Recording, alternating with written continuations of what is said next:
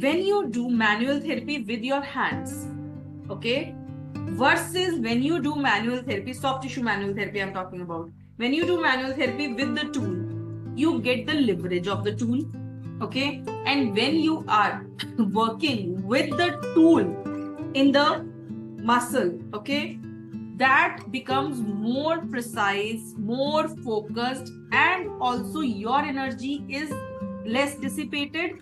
And because of the leverage of the tool, more force is going in the tissues, okay? Hence, the result is, the conclusion is more release of the tissue, right? So the muscle tension, the muscle adhesion is much better in a single session. Okay, you will see the flexibility of the muscle will increase many folds.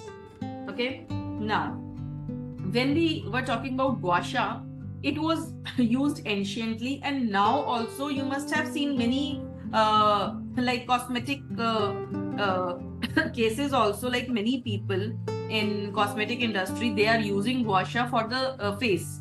Okay, they use smaller tools, PVC made, right? They are using that for the skin, for the face muscles and all, right? To shape it up, to contour. Okay, why? What is the logic behind that? The logic behind that is simple. You are releasing the muscle strain, that's it, nothing else. Okay, so what is being done? Say for example, I have got some swelling here on the masseter, okay, and I release it over here. Definitely my face will become less swollen, and when the swelling will go off, what will happen? The shape will become better, right? So that is the concept. Now, when we talk about the clinical use of ISTM, okay, in any of the muscle, in any of the joint, in any of the clinical condition, how do you use it?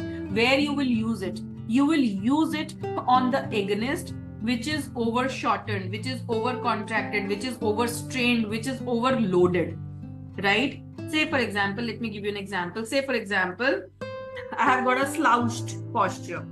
Okay, I got a patient with myofascial pain syndrome. Now he is having this slouched posture like this.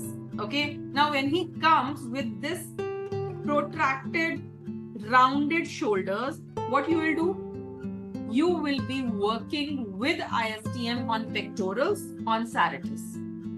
Okay, when you will be working on pectorals and serratus, this will be relaxed. Okay, so when this will be relaxed, then what will happen? Your antagonist will be able to hold it in a much better way. Otherwise, what is happening? The agonist is pulling it, okay, because of the tightness. So when it is tight, it is pulling, and that's the reason why the posterior muscles are not able to hold the scapula at its place. Is it clear?